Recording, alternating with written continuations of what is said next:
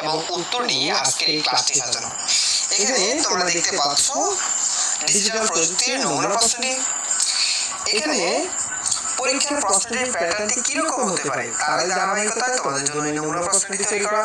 So প্রিয় আমরা প্রথমে প্রশ্নটি পড়ে নেব, দেন এখানে যে কাজগুলো করতে বলা হবে সেই কাজগুলো দেখব।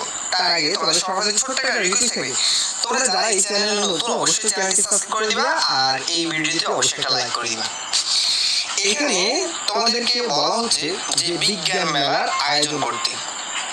তো বলছে যে বিদ্যালয়ের মাঠে বিজ্ঞান মেলা আয়োজন করা হবে। উক্ত মেলার মাধ্যমে তুমি প্রযুক্তির ইতিবাচক ও নেতিবাচক দিকগুলো তুলে ধরবে। সেই লক্ষ্যে দলের কয়েকজন সদস্য মিলে কাজগুলো করবে। সাধারণ নাগরিক যারা প্রযুক্তির ব্যাপারে সচেতন না, তারা বিভিন্ন সময়ে নানামুখী সমস্যায় পড়ছে। মোবাইল বা অন্য যে কোনো ডিভাইস ব্যবহার করে তেমন নিরাপত্তামূলক ব্যবস্থা না থাকায় এলাকার লোকজন প্রায় সমস্যা পড়ছে, ব্যক্তিগত, আর্থিক, এমনকি সামাজিক সমস্যা পড়ছে। কাজ এক, পূর্বের ও বর্তমানে তথ্য আদান প্রদানের যে পরিবর্তন এসেছে তার একটি তালিকা তৈরি করা, অর্থাৎ পূর্বের এবং বর্তমানে।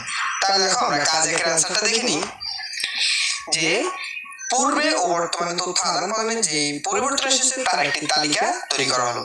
এখানে ক্রমিক নাম্বার, এখানে পূর্বে হচ্ছে অ্যানালগ আর বর্তমানে হচ্ছে ডিজিটাল।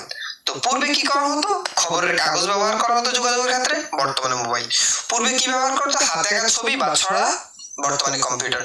পূর্বে মৌখিক যোগাযোগ ছিল, বর্তমানে সামাজিক যোগাযোগ, ফেসবুক, টুইটার, ইনস্টাগ্রাম ইত্যাদি। পূর্বে লিফলেট ব্যবহার করতো, বর্তমানে এসএমএস ডিজিটাল প্রযুক্তিতে। পূর্বে মাইকিং ব্যবহার করতো, এখন ইমেল। ঠিক আছে, এই ছিল তোমাদের কাজ একের সমাধান। দেখো পৃষ্ঠে এটা ছিল তোমাদের নমুনা প্রশ্নের সমাধান। ঠিক আছে, আচ্ছা তোমাদেরকে মূল প্রশ্নগুলো, এটা ছিল জাস্ট তোমাদের নমুনা প্রশ্ন। তোমাদের মূল প্রশ্নগুলো কিন্তু প্রতিদিন প্রত্যেকটি পরীক্ষার মূল প্রশ্নের অ্যান্সারগুলো কিন্তু তোমরা এই ভিডিওতে পাবে। ঠিক আছে, এই যে পর্ব 1 ডিজিটাল প্রযুক্তির আসল প্রশ্ন, পর্ব 2 ডিজিটাল প্রযুক্তির আসল প্রশ্ন, পর্ব 3 ডিজিটাল প্রযুক্তির আসল প্রশ্ন।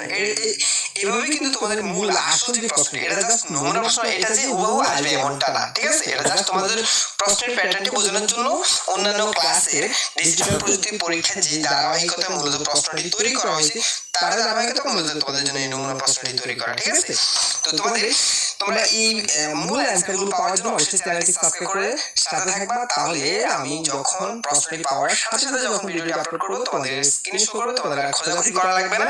সো তোমরা খুব সহজেই তোমাদের মূল অ্যান্সারগুলো পেয়ে যাবে। ঠিক আছে, সো রিকোয়েস্ট থাকবে চ্যানেলটি সাবস্ক্রাইব করে রাখবা, ভিডিওটি অবশ্যই একটা লাইক করে দিবা। তাহলে তোমাদের আসল প্রশ্নটি আমি আপলোড করার সাথে সাথে উত্তর সহ প্রশ্ন এবং প্রশ্নের উত্তর সহ তোমাদেরকে দেওয়া হয়। প্রত্যেকটি পরীক্ষারই অ্যান্সারগুলো আমি করে দিচ্ছি। সো বিগত দিনগুলোর ধারাবাহিকতা তোমরা এভাবে তোমাদের মূল প্রশ্নের অ্যান্সারগুলো পাবে। আচ্ছা এরপরে দেখো আমরা দ্বিতীয় কাজটা দেখি, বুদ্ধিবৃত্তিক সমাধানের ধরন সম্পর্কে নিচে চর্চা করব। এখানে একটা চর্চা আমরা পূরণ করব। তো বলছি এখানে ইলেকট্রিক ডিভাইসগুলোর নাম লিখতে, এখানে সফটওয়্যারগুলোর নাম লিখতে। তাহলে দেখো এর অ্যান্সারটা কি লিখতে পারি যে ইলেকট্রিক ডিভাইসগুলো হতে পারে কম্পিউটার, মনিটর, মাউস, কিবোর্ড। আর সফটওয়্যারগুলো হতে পারে Microsoft PowerPoint, Microsoft Excel, internet browser. আচ্ছা এরপরে দেখো পৃষ্ঠা আমি আরো বলছি তোমাদের মূল প্রশ্নগুলো পাওয়ার জন্য তোমরা চ্যানেলটি সাবস্ক্রাইব করে থাকবা। তাহলে তোমাদের খোঁজাখুঁজি করা লাগবে না, আমি ভিডিও আপলোড করার সাথে সাথে তোমাদের স্ক্রিনে শো করবে, তোমরা দেখে নিতে পারবা। 3 নম্বর, প্রযুক্তির যে কোনো একটা ইতিবাচক দিক নিয়ে পর্যালোচনা করা, অর্থাৎ প্রযুক্তির যে উপকারিতা বা ভালো দিকগুলো রয়েছে সেটা সম্পর্কে একটা পর্যালোচনা করা। তো প্রযুক্তির মাধ্যমে আমরা করোনা ভাইরাস থেকে বাঁচার উপায় সম্পর্কে জানতে পারি, যেমন প্রযুক্তি ব্যবহার করে ইন্টারনেটে খোঁজ নিয়ে যেমন হতে পারে যে প্রযুক্তি ব্যবহার তুমি বিষয়টা জানতে পারছো সেই বিষয়ে একটা জাস্ট আলোচনা করবা। যেমন নিয়মিত সাবান পানি দিয়ে 20 সেকেন্ড যাবত হাত ধুয়ে নিতে হবে, এটা কথা জানো? প্রযুক্তি ব্যবহার করে তুমি জানছো। ঠিক আছে, হাত পরিষ্কার অবস্থায় নাক, চোখ, মুখ স্পর্শ করা থেকে বিরত থাকে, দাঁড়ানোর সময় অন্তত 3 ফুট দূরত্ব বজায় রেখে দাঁড়াই, প্রচুর পরিমাণে পানি পান করার অভ্যাস গড়ে তুলি, জনবহুল জায়গায় বা অসুস্থ ব্যক্তির সংস্পর্শে গেলে মাস্ক ব্যবহার করি, হাতে কাশি করার সময় কোনো টিস্যু দিয়ে ব্যবহার করি। এরপরে এটি কিন্তু তোমরা জাস্ট একটু পড়ে নাও। ঠিক আছে, এই ছিল তোমাদের 3 নম্বরের কাজের সমাধান। এবার আমাদের 4 নম্বরের কাজটা কি করতে বলা হচ্ছে। 4 নম্বরের কাজ হচ্ছে কোন ধরনের তথ্য আমাদের জন্য ঝুঁকিপূর্ণ হতে পারে তা উল্লেখ করো। এখন কোন ধরনের তথ্যগুলো আমাদের জন্য ঝুঁকিপূর্ণ হতে পারে আমরা সেই কাজগুলো দেখব। ঠিক আছে, তো এটা আমরা এই পেজে দেখব কোন ধরনের কাজগুলো যেমন হতে পারে যে সকল ব্যক্তিগত তথ্য আমাদের জন্য ঝুঁকিপূর্ণ হতে পারে। কাজ 4 সমান, যেমন ফোন নাম্বার, ইমেল বা ঠিকানা বা পাসওয়ার্ড ইত্যাদি আমাদের জন্য ঝুঁকিপূর্ণ, কারণ আমরা একজন পাসওয়ার্ড যদি ব্যবহার করি সেটা পাসওয়ার্ড যদি অন্যের কাছে শেয়ার করি সেটা আমাদের জন্য বিপজ্জনক হতে পারে। মোবাইল নাম্বার শেয়ার করলে বিপজ্জনক হতে পারে, ব্যাংক অ্যাকাউন্ট নাম্বার শেয়ার করলে বিপজ্জনক হতে পারে, এটিএম কার্ডের পিন নাম্বার, জন্ম নিবন্ধন সনদ, পাসপোর্ট ছবি ইত্যাদি এগুলো আমাদের জন্য কি হতে পারে ঝুঁকিপূর্ণ, কারণ এগুলো হচ্ছে প্রযুক্তির অন্তর্গত। প্রযুক্তি যেমন উপকারিতা রয়েছে তেমন অপকারিতা রয়েছে। ঠিক আছে, আমাদের বিজ্ঞান মেলায় এই বিষয়গুলো সম্পর্কে মানুষকে সচেতন করার উদ্দেশ্যে আমাদেরকে এইগুলো বিষয়গুলো উপস্থাপন করতে হবে। ঠিক আছে, ওকে এরপরে আমরা 5 নম্বর প্রশ্ন দেখব। দেখুন প্রশ্ন কি বলছে 5 নম্বরে, যে তথ্য আদান প্রদানের ঝুঁকিপূর্ণ হলেও কি কি ক্ষতি হতে পারে, কি কি ক্ষতি হতে পারে যার জনগণকে সচেতন করার জন্য তুমি এই বিজ্ঞান মেলায় এই বিষয়গুলো তুলে ধরবা। ঠিক আছে, একটা বিজ্ঞান মেলা আয়োজন করবা বিদ্যালয়, তার আগে মধ্যে প্রশ্নগুলো সাজানো। তো তথ্য আদান প্রদানের ঝুঁকিপূর্ণ হলে কি কি ক্ষতি হতে পারে, যেমন সামাজিক ক্ষতি হতে পারে, আর্থিক ক্ষতি হতে পারে, মানসিক ক্ষতি হতে পারে। যেমন সামাজিক ক্ষতি, আমাদের কোনো ব্যক্তিগত তথ্য চুরি হলে শুধু যে